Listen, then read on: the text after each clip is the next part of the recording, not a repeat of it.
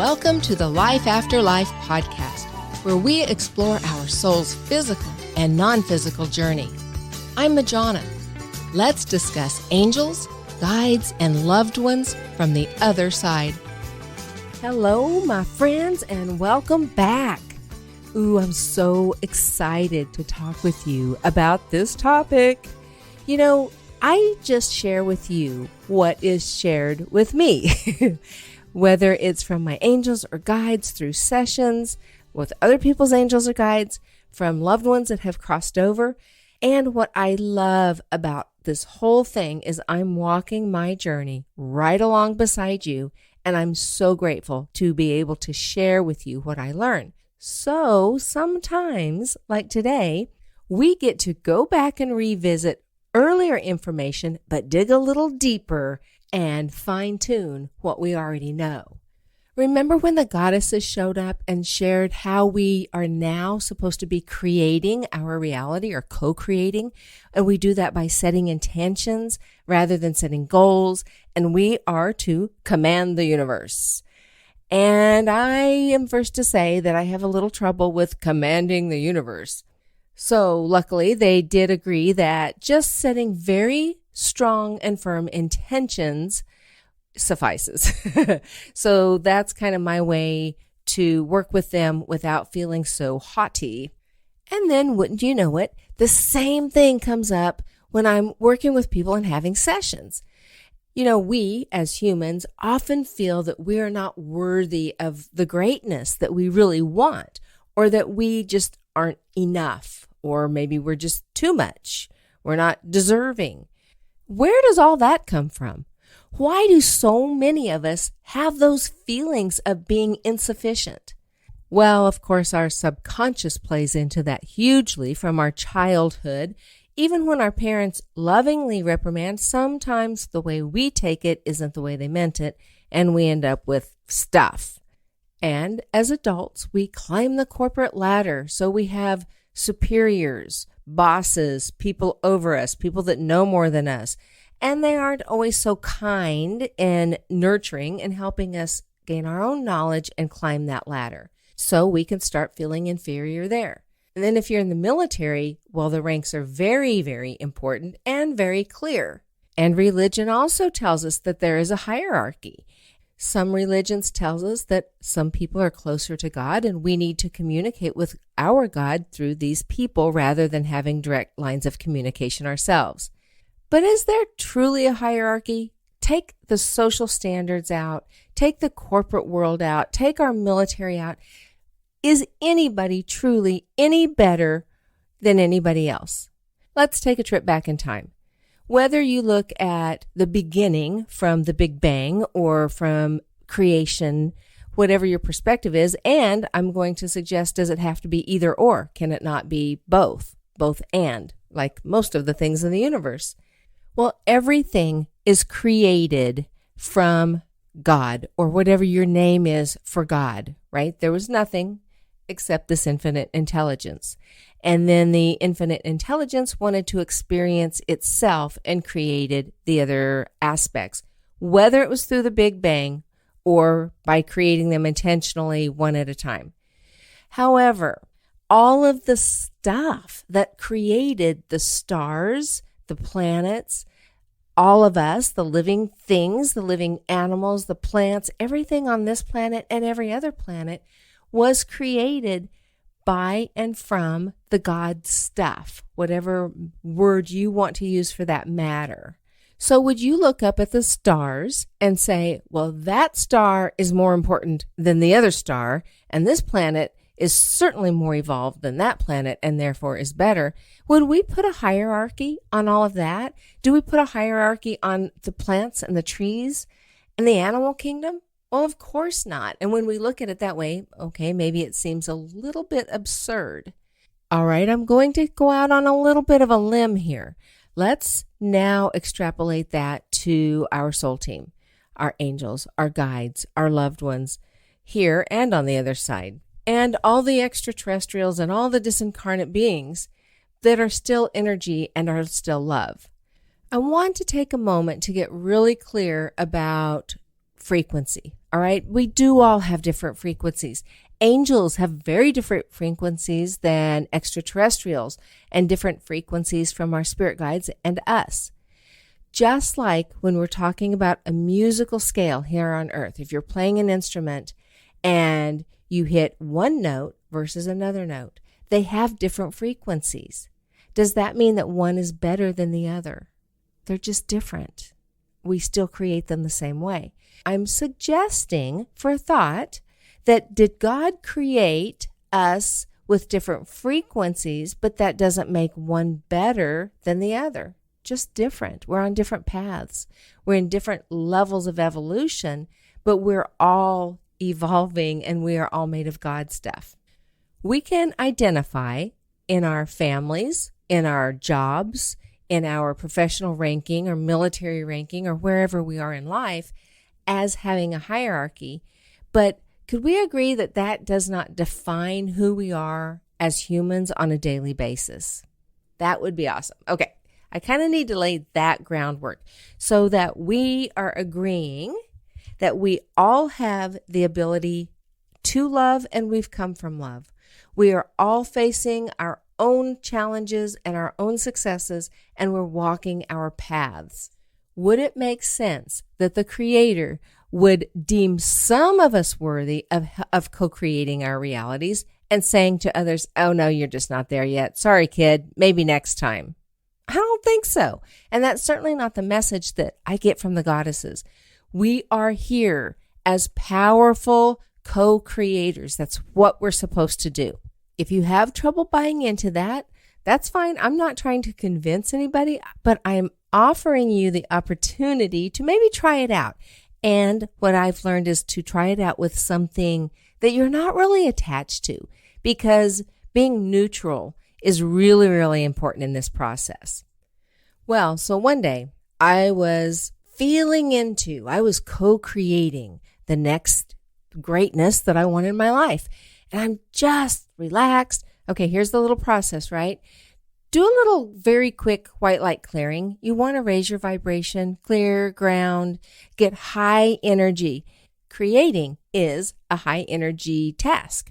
So think of gratitude, think of love, laugh, belly laugh, anything to get yourself up there.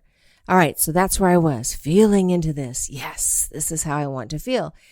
And here's the visual I got. Goddesses standing there kind of looking with their lips pursed and shaking their head no. And I'm like, what do you mean no? I'm feeling what I want to create. That's what you told me to do.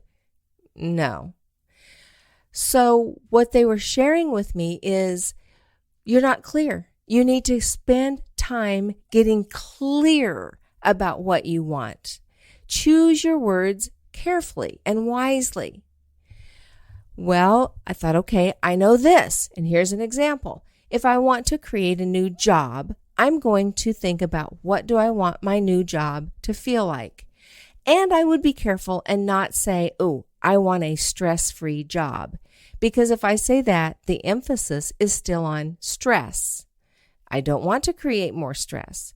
So what I would say is I want to create a job that I love going to every day. I feel respected professionally, liked as an individual. I can be creative. I can have autonomy. Anything that I want specifically is what I'm going to feel into, which is not stressful, right? So I'm going to take out any of the negative connotations and focus specifically on the positive. All right, I get that. And that's what I thought I was doing.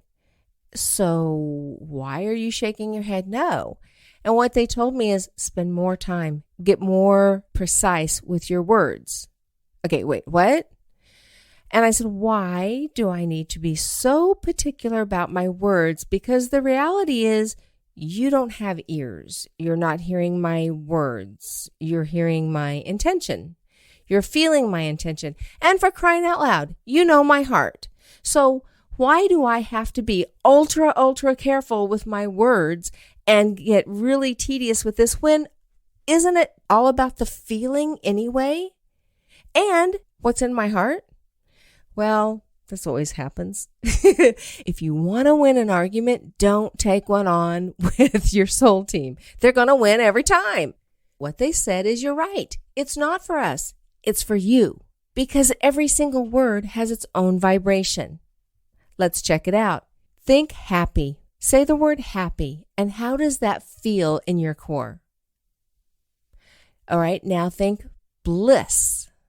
And how does bliss feel in your core? Feel the difference? They're both great words. I want to feel happy. I want to feel blissful. Hey, you're going to win either way. But would you rather feel happy or blissful? I choose blissful, thanks. And they totally called me out. I was being spiritually lazy. I was just showing up going, oh, yes, I'm going to feel really good. I'm going to have great feelings. And I just focused on great feelings. And I'm like, okay, send that to me. But I wasn't being specific. I was willing to settle for happy rather than blissful by default. And I'm so grateful they pointed that out. And then that leads me to the next part of this exercise or my practice that has shown up for me. My mind trying to step in and control. Well, I've shared with you that that's not new, and I know that many of you share that same problem. So this is my new strategy. And I openly admit that I can be a little maybe animated and kind of a goofball, but you know what? It works. Because sometimes I think exaggerating something just really brings our attention to it all the more, okay? So here's what I'm doing. I'm relaxed, I'm centered, I've gone into this in high energy, and I'm feeling what I want to create. I'm feeling specifically the vibrations that I want to create. You might say the words out loud or in your mind, or just feel what they are like. No matter what, your mind, okay, my mind, shows up and tries to micromanage. And I know I've talked about this before, but I have a new strategy to keep my mind at bay. So when I'm feeling into it, my mind shows up and then starts doing that. Oh yeah, if you want to feel that way, well, then you have to change this and this. Oh yeah, and you better change that too. And then this is going to happen. And then, starts laying it all out for me. What I'm doing, in effect, when I allow my mind to do that, is a shift. I go from universe, I'm creating with you all of this wonderful stuff, all my feelings, and I completely trust you to bring it to me. I realize I have human vision, and that is limited, and that you have infinite possibilities. So I'm going to trust you to bring what is in my highest and best good. And I know there are infinite possibilities. But then my mind shows up and takes all of those infinite possibilities, starts narrowing them down by saying, I have to change, and then this is going to change. So in effect, I'm saying, yes, universe, I'm creating all of this great stuff, but here, make it fit into this little box and then give it to me, would you? Because, apparently your infinite possibilities aren't good enough for my conscious mind. Well, I don't want to limit the universe. So when my mind shows up, I treat it like it's a completely different person, separate from me. And it always shows up on my right-hand side. And I'll feel into what I'm creating, and my mind shows up, and I turn my head really quickly to look at my mind, with a very disapproving look, I might add. And I say out loud, oh, you're here. Party's over. Thanks for your opinion. And I stop. I am finished creating because I am not going to let my mind control or limit my goodness coming from the universe.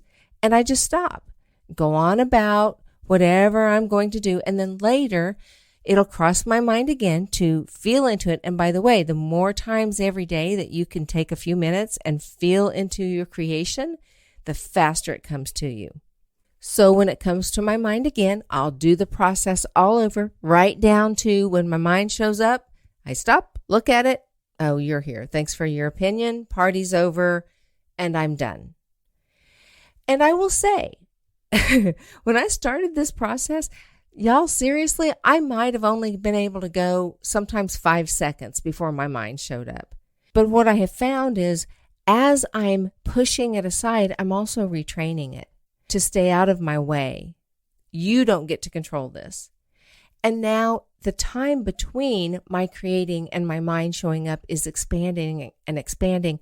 And I might get anywhere from 15 to 30 minutes in. That's pretty dang good. And when you can do that quality creating, it doesn't even have to take 30 minutes. It can be only a few minutes and then a few minutes again later. And that's when the magic happens and all that greatness really comes to you. So when you start creating, remember that you are worthy, you are enough, you are deserving. In fact, you came from the God stuff. God is love. Therefore, you are love.